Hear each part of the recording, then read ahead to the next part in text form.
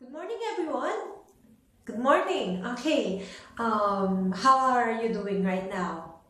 Okay. So I'm really glad to hear that everyone is doing great. So let's give everyone a round of applause. Okay. Okay. All right, children. So I'm really glad that everyone is having fun. And today, we are going to have our class about in science. Okay. So today, before we start our discussion, I just want you to pick a particular object here in our class. Okay, so can you give some object to me? Ped, can you give something to me? Okay, so can you give it? All right, thank you. Okay, so thank you for giving me this object. Okay, so we have a book here. It's a book.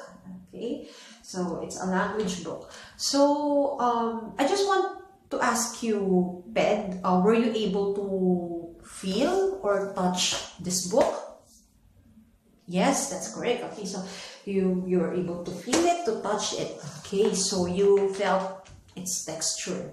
Okay, so I'm glad that you guys know. So how about if I ask you this? So were you able to hold the water? Yes or can we hold the water just like how we hold this object? No, yes, that's correct. We cannot hold the water. We can touch it, we can feel it, but we cannot hold it, just like how we hold this book. Okay, so how about you, Cow? I will ask you this. So, do you think that we can hug or we can hold the air?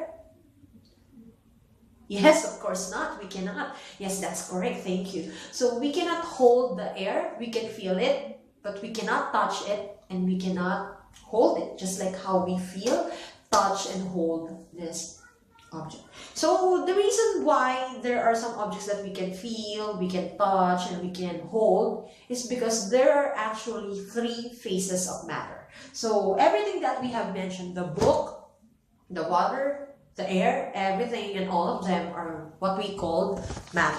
Okay? So we have here a quick definition of what matter is. So matter is anything that occupies space and has volume as well as mass. So we all know that the water, the book, and the gas has a volume and has a mass, and it also occupies space. Okay, so everything around here and everything that we see here is something that we can call matter. However, there are actually three phases of matter. Okay, so we have it here. The three phases of matter is solid, liquid, and gas. So earlier I asked you if we can hold the book, right? If we can feel its texture and if we can touch the book. Yes, we can, because the book is an example of a solid. Okay, the book is a solid because we can touch it, we can feel it, we can have a feeling of its texture, we can hold it, and the reason why we can is because the molecules of the book or of the solid is intact. So they are so close to each other. So that's why the book has a definite shape, a definite volume, and a definite mass. Okay. So another example of solid is the comb. Okay, we can hold it, we can touch it, and we can feel it. Okay, so it has a definite shape and it has a definite mass and volume. Another example of solid is here, the apple. So we can touch it, we can feel its texture, and we can hold it. Okay, so the objects that I have mentioned are solid. So they all have an intact or a very tightly closed molecules. That's the reason why they have this definite shape and volume and mass.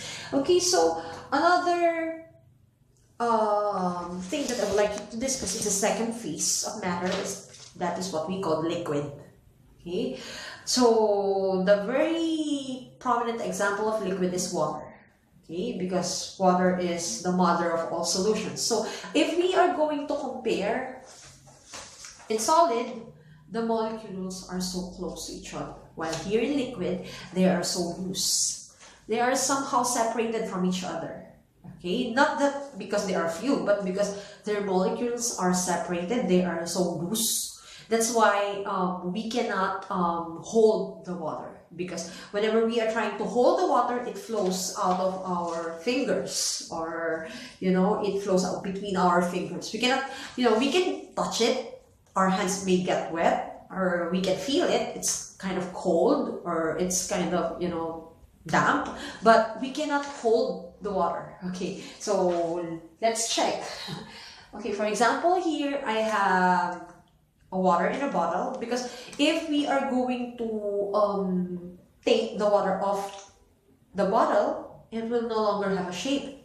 It will just flow out there. So the water follows the shape of the object where it's in it. So for example, here the water, because it has a very loose molecules, it can just flow freely to another object. Yes, you can see that once we move the content of this bottle to another glass, the water obtains the shape of the glass.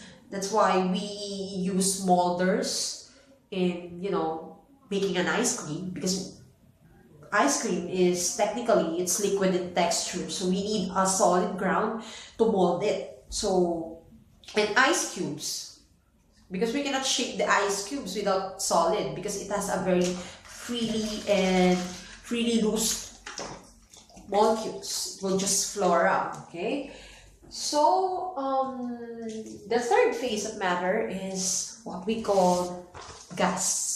Okay, so when we say gas, it's not about the kerosene gas. Okay, what we are referring to gas is the nitrogen, the air. Okay, so if we are going to compare gas from liquid, okay, in liquid the molecules are quite separated, but here in gas the molecules are totally separated from each other. That's why if you're going to see, we can just feel the wind, but we cannot touch it, and we cannot hold it either. So it is something that we can only feel. It's because of the molecules. They are so loose, okay, and they are so separated from each other. So earlier I showed already this diagram. Actually, one of the objects here on Earth that undergo this kind of, all of the three phases, is water. So first, when the water is in solid phase, it's an ice.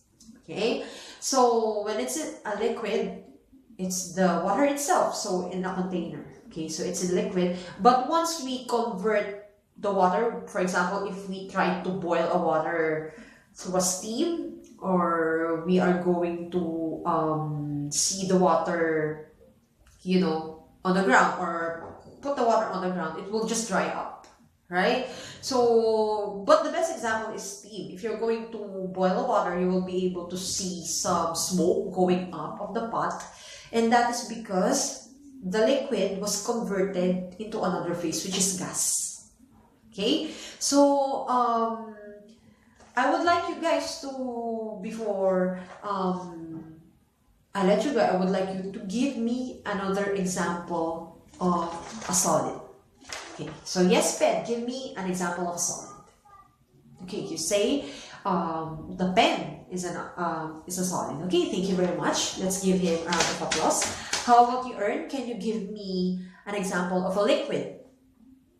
Okay, so you say that a juice is made of liquid. Yes, that's true. Okay, yes.